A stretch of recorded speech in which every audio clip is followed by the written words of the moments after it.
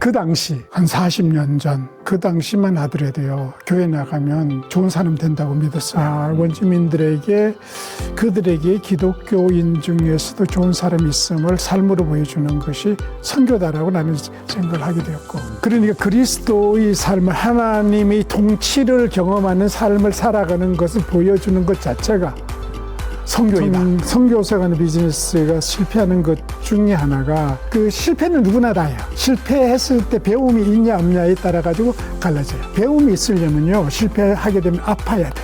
아프지 않으면 배움이 없어. 준비 없음을 믿음이라고 얘기를 해요. 은퇴 준비하지 않는 것은 믿음이라고 얘기를 해요. 준비 없음을 믿음이라고 얘기해도 안 되지만은 준비하지 않음을 믿음이라고 혼돈하면 안 된다. 아파트는 비즈니스 선교, 네. 대다수가 실패하는 비즈니스 선교를 어떻게 하면 성공을 할 수 있을까라는 얘기를 좀 나눠보려고 하는데요. 책에서 그런 말씀을 하셨어요. 비즈니스 선교의 전제 조건은 선교적인 삶이다. 그래서 그냥 이웃에서 전도하면서 그렇게 살아가는 게 비즈니스 선교가 아니라, 내가 어떤 삶을 살아갈 때, 예를 들어서 전 그 부분이 인상 깊었는데, 친구 보시면서 교회를 따라가신 거잖아요. 저 친구처럼 되고 싶다. 근데 그런 삶을 우리가 살아가는 게 비즈니스 선교다 라고 이제 말씀을 책에서 하셨는데요. 근데 많은 분들이 이런 선교적인 삶을 생각할 때 되게 막연하게 느끼는 것 같아요. 그래서 장로님이 생각하시는 이런 선교적인 삶은 구체적으로 어떤 사실은 내가 고등학교 때 이제 교회에 나가던 동기가 친구처럼 교회에 나간 사람들이 모범이었으니까. 울산에 김관성 목사님이라고 계시는데요. 얘기가 재미있는 얘기가 있는데, 그분은 비기독교인에 의해서 전도된 사람이라고 간증을 하면서, 자기 형님이 조폭이었대요. 조폭이었는데 자기가 고등학교 다닐 때 백화점에서 물건 훔치다가 걸려가지고 결국은 훈방 조치하는 상태에서 누군가 와서 데리고 나가야 되는데, 아버님은 알코올 중독이고 엄마는 글도 모르고, 그래서 이제 조폭인 형님이 와서 데리고 나가서 훈방 조치됐는데, 형님이 이 목사님을, 동생을 데리고 나가서 전깃줄로 가지고 홀랑벗겨 놓고 3시간 동안 두들겨 패고 나서 하는 얘기가, 교회 나가. 조폭이요? 네, 안 그러면 때려 죽인다, 이런 식으로 얘기를 했다는 거야, 조폭이. 그래서 왜 보니까 자기 조폭 동지들한테 물었더니까 교회 가면 사람 된다고 했다는 거야. 그러면서 헌금까지 주면서 교회 나가려고 했다는 거예요. 그 당시 한 40년 전 그 당시만 하더라도요, 교회 나가면 좋은 사람 된다고 믿었어요. 그런데 지금은 과연 얼마나 그 비기독교인들이 교회 나가면 좋은 사람 돼, 본받을 만해 라고 생각하느냐, 이것이 사실. 요즘 아니죠. 이런 상황에서 이게 전도가 될까? 내가 특히 이제 고민한 것 중에 하나가, 이 원주민들을 나는 이제 전도 대상으로 삼았기 때문에, 원주민들은 기독교에 대해서 매우 부정적인 식을 캐나다 원주민들 가지고 있거든요. 그들에게 문화와 언어를 말살한 사람들이 누구냐? 기독교인이었거든. 그 레지던시 스쿨을 통해서, 기숙학교를 통해서 아동이 5살이 되게 되면 강제 격리시켜가지고 보내졌고, 거기에서 문화, 언어 말살시켰는데 그 교사들이 다 기독교인이었으니까. 이런 상태에서 결국은 복음이 어떻게 전파가 되냐 하는 그 관점, 오전도 종족이라고 얘기를 하는데, 이런 관점에서 봤을 때는 그들에게 선입관부터 없애야 된다. 기독교인 나쁘지만 않아 하는, 그게 필요하다는 걸 생각을 하게 된 거예요. 그렇게 하려면 뭐 다른 게 없잖아요. 삶으로 보여주는 길밖에. 살아가면서, 기독교인 좋은 사람 있네. 저 페이스북에 얼마 전에도 그 댓글 쓴 걸 보셨는지 모르는데, You are honest 얘기를 한단 말이에요. 주위 사람들이 정직하다고 이렇게 얘기를 한단 말이에요. 저는 이 원주민이라는 세팅에서 시작했기 때문에 더 그렇게 얘기할지 몰라. 원주민들에게, 그들에게 기독교인 중에서도 좋은 사람이 있음을 삶으로 보여주는 것이 선교다라고 나는 생각을 하게 되었고, 어찌 보면 그 오전도 종족이 지금 한국 자체가 오전도 종족으로 바뀌고 있는 상태에서, 비기독교인이 한국에 있는 기독교인을 봤을 때 어떻게 보고 있냐? 신뢰 안 하죠. 신뢰하지 않는 걸 봤을 때, 우리가 지금 해야 될 것은, 기독교인이 당신과 같은 그런 사람들이 아니야 라는 것을 삶으로 보여주는 길밖에 없다고 봐요. 우리가 아무리 말로 해봤자 그들은 신뢰하지 않으니까. 그런 관점에서 내가 하는 모든 선교적인 그런 관점은 거기서 시작해요. 오전도 종족이라는 데서 시작을 하고, 그것이 어찌 보면 내가 말하는 선한 영향력도 그렇고, 선한 창업가도 그렇고, 그게 흐르는 모든 맥락은 삶으로서 우리가 보여줘야 된다. 그게 첫 번째 비즈니스 선교 전에 먼저 그게 베이스가 돼야 된다. 그거 자체가 선교라고 보는 거죠. 그러니까 그리스도의 삶을, 하나님이 통치를 경험하는 삶을 살아가는 것을 보여주는 것 자체가 선교이다. 또 그 관점에서 또 말씀하신 게 비즈니스 선교는 과정 자체가 선교이다. 그렇게 말씀하시면서 비즈니스 선교와 선교를 위한 비즈니스를 구분하시잖아요. 책에 보면. 비즈니스 에즈 미션과 비즈니스 포 미션을 이제 구분하는 거죠. 그 비즈니스 에즈라는 그 관점은요, 에즈는 과정을 많이 의미해요. 비즈니스를 하는 과정을 통해서 그 과정 자체가 성공이 되게 하는 것이 어찌 보면 비즈니스 에즈 미션이 것이고, 비즈니스 포 미션은 선교를 하기 위해서 비즈니스를 한 수단으로 사용하는 것을 비즈니스 포 미션이라고 그러는 거죠. 대부분의 선교사들이 하고 있는 것이 어찌 보면 많은 부분이 선교를 위해서 비즈니스를 하는 것. 예를 들면 뭐 비자 체류 그 때문에 비즈니스를 한다는, 또 뭐 예를 들면 자립을 위해서 레스토랑을 한다든가 할 때도 어찌 보면 그들을 위한다기보다 내가 선교사의 어떤 후원이 줄어드는 것을 자립을 하기 위해, 선교를 하기 위해서 하는 것도 어찌 보면 비즈니스 포메이션이라고 할 수 있는 거죠. 그 얘기를 하시면서 책에 보면 되게 강하게 너의 동기가 뭔지, 비즈니스 선교를 하는 동기가 뭔지 그거를 반드시 짚고 넘어가라. 너가 정말 그 현지에 있는 사람들의 문제를 해결하기 위해서 비즈니스를 하는 건지, 아니면 그렇지. 너의 문제를 해결하기 위해서 하는 건지. 저는 그게 뭐 나쁘다고 얘기를 하는 것보다도 비즈니스 에즈 미션은 아니다라고 과정을 하는 거고, 그러니까 선교라는 그 자체가 어떤 영혼 구원만에 모든 게 초점을 맞춰진다면 비즈니스 에즈 미션은 설 자리가 별로 없고, 그래서 비즈니스 포 미션을 하는 거예요, 사실은. 비즈니스라는 그 자체는 어떤 어려움을 해결함을 통해서 수익을 내는 거잖아요. 그 어려움이 누구의 어려움이냐, 이 관점이죠, 사람. 그것이 현지인들의 어려움이냐. 예를 들면 송이 가격이 폭락하는 건 현지인들의 문제잖아요. 현지인들이 문제를 해결하는 것을 통해서 사람들이 감동을 준단 말이야. 그것이 이제 비즈니스 에즈 미션이라 얘기되는 거고, 그러지 않고 선교사의 체제 문제라든가 그 자립의 문제를 해결하기 위한 게 한담 비즈니스 포 미션에 가깝고, 뭐 저는 거기에 대해서 그렇게 뭐 부정적이라고 보다가 다르다는 것을 분명히 하고, 그 대신 비즈니스 포 미션을 하려면, 제대로 하려면 좀 관점을 바꾸면, 예를 들면 지출 줄여라. 후원금이 줄어드니까 후원금이 들어주는 것만큼 지출 줄여. 그러니까 무료로 해주지 말고 전에 무료로 해주던 걸 돈 받고 해줘라. 비즈니스답게. 비즈니스까지 간다 하더라도 뭐 교회에 지어질 적에 우리가 막 공짜로 지어줬잖아요, 사실. 그렇게 하지 말고 그들에게 인력 다 동원 받고, 그래서 그러니까 같이 하라는 그런 식으로 저는 접근 방법을 취하는 것도 괜찮다. 저는 비즈니스 포메이션을 나쁘다라고 보다도 하려면 그 비즈니스 포메이션을 그래도 하려면 결국은 내가 봤을 땐 접근 방법 중에 하나가 그래도 그들이 자립을 생각을 해야 되고, 교회도 자립을 생각을 해야 되고, 그러려면 그들도 같이 이렇게 해야 되지 일방적으로 갖다 주는 것 가지고는 안 된다. 그런 관점이. 그러니까 비즈니스 에즈 미션은 완전 제껴놓고 비즈니스 포 미션을 한다라도 어떤 그것을 너무나 일방적으로 퍼주는 식으로 해가지고 무기력하게 만들려고 하지 말고. 근데 저는 비즈니스 포 미션을 생각했을 때, 그리고 요즘 대다수의 이 비즈니스 포 미션이 실패하는 그 이유를 사실 복귀해서 보면은 종교를 떠나서 요즘 세상 사람들이, 비즈니스맨들이 가르치는 게, 그리고 저희가 어디 투자를 받으러 가려고 해도 첫 번째로 물어보는 게 너는 어떤 문제를 해결하려고 하는 거야?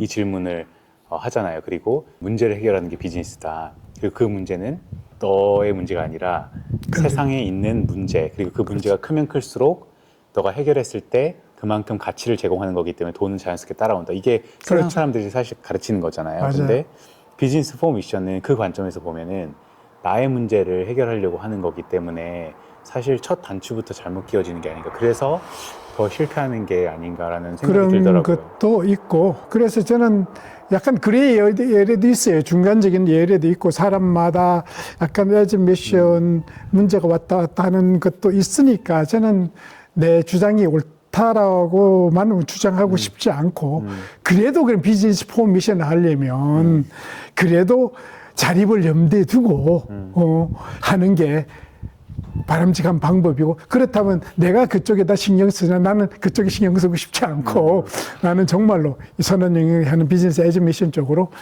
가는데, 비즈니스 에즈 미션을 하면서 저는 많은 부분이 비즈니스 포미션을 하고 있다고 봐요. 현실적으로. 동기 부분 또 말씀하시면서 강하게 말씀하시는 또 다른 부분은 선택과 집중을 해라. 그러니까 비즈니스 하든지 선교하든지 둘 중에 하나다. 그러면서 비즈니스 하는 것 자체가 선교이기 때문에 결국은 이제 비즈니스, 선교사 하는 비즈니스가 실패하는 것 중에 하나가 집중을 하지 못해서라고는 저는 봐요. 왜냐하면 비즈니스 자체가 그렇게 수월하지 않거든. 수월하지 않은 상태에서 머릿속은 계속 선교만 생각하고 있는데 비즈니스는 하지 못해하는 그런 가정은 되지 않는다. 100%, 200%의 시간을 비즈니스만 해도 창업 당시에는 성공할까 말까. 15시간씩 하루 일을 해도 될까 말까 하는데 그 반반 해가지고는 절대 성공하지 못한다는 생각을 하는 거죠, 사실. 그러니까 결국은 그 시간뿐 아니고요. 결국은 비즈니스 집중한다는 얘기는 꿈에서도 비즈니스가 왔다 갔다 해야 되지. 꿈에는 성교가 왔다 갔다 하는데 시간을 뭐 10시간 비즈니스 한다고 해가지고 이게 되냐. 그렇지 않다는 거예요. 마음의 모든 게 올인해 있어야지 이게 뭐가 이루어지는 것이지. 그러지 않고는 절대로 그렇게 비즈니스 호락호락 하지 않은 거죠, 사실. 그게 정석이고요. 그렇게 하다 보니까 틈새 시장을 들어가는 것 하나를 하고 나면요. 그와 유사한 다른 걸 또 하면 돼. 그 몇 개를 이제 하나를 깊게 박는 거야. 그냥 모래 위에다는 깊게 말뚝을 박고 나서 또 말뚝을 박고 한 서너 개를 말뚝을 박고 이걸 연결시키게 되면 이제 마켓이 커지는 거예요. 사실 그런 식으로 확장을 하는 게 바람직하지 그냥 대충 해가지고 또 하다 보면 이게 진짜 모래 위에 짓는 집같이 그냥 물에 홍수 나면 다 무너지는 거야. 아주 뛰어나면 몰라. 그런데 아주 뛰어나지 아니 할 수 있어 사실은. 그런데 아주 뛰어난 사람이 그렇게 많지 않잖아요. 그렇죠. 그리고 다음 파트는 다음 질문은 그 책에 보면 지속 가능한 비즈니스 선교를 위해 반드시 고려해야 하는 세 가지 그 중에 하나 이제 선교사의 노후 대책 문제를 해결해야 된다. 네, 라고 그 비즈니스 선교가 그렇게 말씀하시면서 이렇게 쓰셨어요. 현재 한국의 선교단체 대부분 파송 선교사에 대한 노후 대책이 거의 없다. 그런데 비즈니스 선교는 출발부터 비즈니스에 큰 방점이 찍혀 있기 때문에 제대로 성공만 한다면 선교사의 노후 대책을 위한 큰 해결책이 될 수 있다. 그런데 이를 위해서는 처음부터 정당하게 소유권을 취득해야 한다. 근데 사실 비즈니스 경험이 없으신 많은 분들은 이 부분을 봤을 때 이해하기가 왜 소유권 문제를 얘기하지?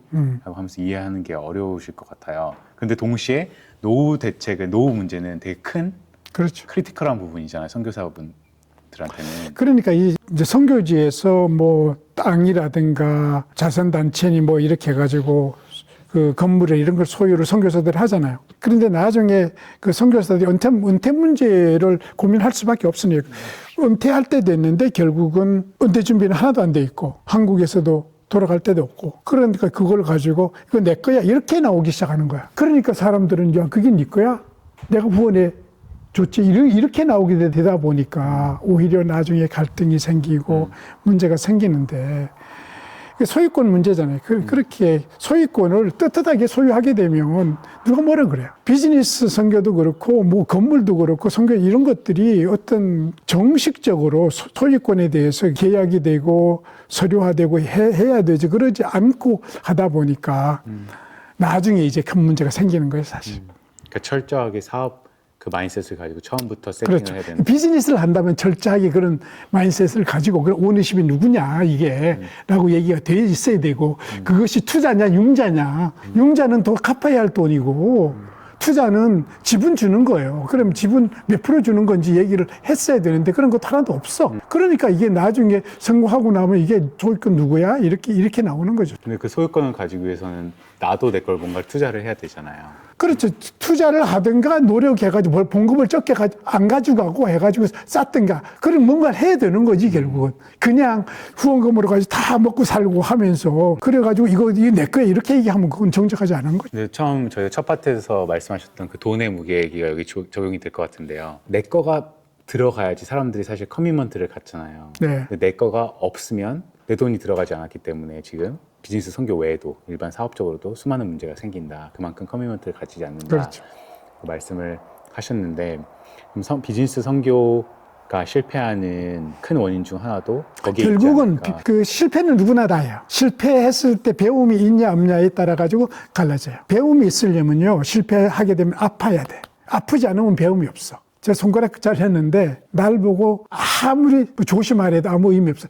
잘리고 나면 조심할 수밖에 없어. 아프니까 조심하라 하지 말라고 해도 조심해. 비즈니스 실패 다 해요. 그런데 결국은 실패해서도 아프냐 아프지 않냐에 따라 가지고 배움이 있냐 없냐가 구별돼요. 왜 안 아플까? 실패인데 왜 안 아플까? 내 돈이 아니니까 안 아픈 거지. 내 돈이 들어가는 순간 아파요. 선교사들 보고 하는 얘기가 가능하면 당신 돈 집어넣어라. 선교사 솔직히 돈 없잖아. 현실적으로 봤을 때 그럼 오케이. 그러면 실패했을 때 아픈 게 뭐냐? 아플 걸 만들으려는 거야. 아플 걸 만들어 놔야 되지. 실패해도 괜찮아. 이렇게 하는 순간은 문제가 다 생겨버린다.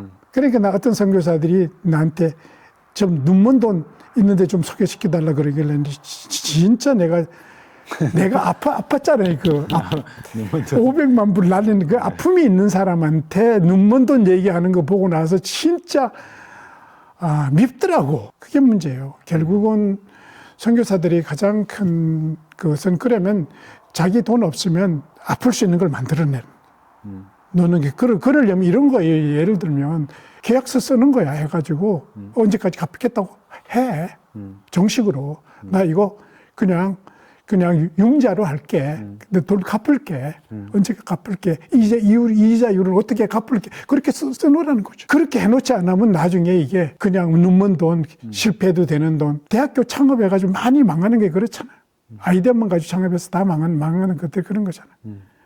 선교사 똑같은 거죠, 사실. 그 돈의 무게.